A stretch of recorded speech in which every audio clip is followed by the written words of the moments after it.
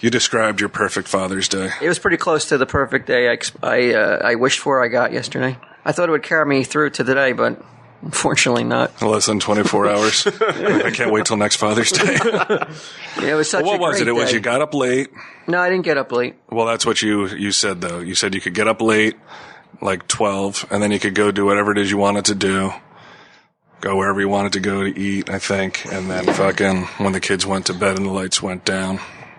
Yeah. Walt Flanagan goes to town. That's right, ladies and gentlemen. I went to Collingswood auction. Went out to eat at Chicago Uno Grill.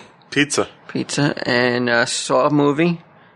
And Spicy movie? Did you watch it in the privacy of your own bedroom? We went to see a movie, the whole family. No, spicy. And you guys didn't watch a porno together? And then the act of fathering. Right. You know, that took place too. I mean, how can you not do it on Father's Day? Exactly. What greater testament to the dads out there? The reason I became a father was reenacting, and it was absolutely positively the perfect day. I thought it would carry through to today. How was Collingswood? Did you buy anything? Spent a grand total of $1, but it's not about buying anything. It's just about the atmosphere. It's just about being there. Vibe. It's about being knee deep. You know what's weird is that I haven't gone since we've done Making Hay. I have yet. I'm scared, apprehensive to stick my face in Dennis's booth. I'm afraid somebody has said something to him. You wouldn't go back? I haven't gone back since. I go into Collingswood, but I don't venture into his booth though. For fear that he he wasn't happy with what he heard. Mm-hmm. That he doesn't know how to wipe his ass. I really am just like it's not a can of worms I want to get into. Well, when we go back, I'll venture in and I'll go with you guys here. I have a little bit, I have my boys with me. I'm a little bit more braver. I saw Frank number 1. Did he welcome you back with open arms? No, he didn't recognize me, but he's still there. I didn't see Frank number 3. Well, Frank number 3. Well, Frank number 2 then. I don't think he's fallen on that hard at times just yet. Frank number 2 wasn't there? I didn't see Frank number 2. Frickin' Amiaville. Some old lady, she had to be like 80, 90 years old, was sitting behind a table, and she starts yelling at my kids not to be afraid to come over and look at the stuff that's on her table. Don't be That's scared. my move. And if they wouldn't go over, and then so finally she's like, look, this is what you need. You need a weapon. And she pulled out a knife. No one will mess with you if you have a knife. And like a hunting knife? It's like a big carving knife.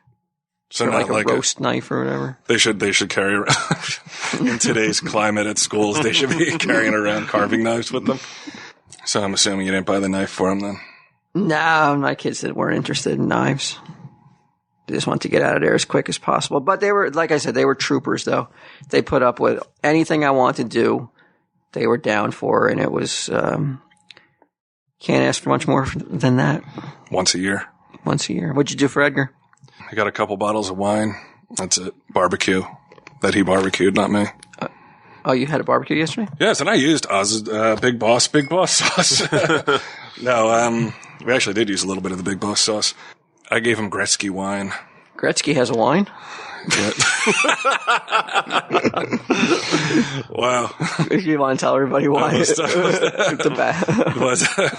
Yeah, our battery ran out, so we're recreating a conversation that just happened.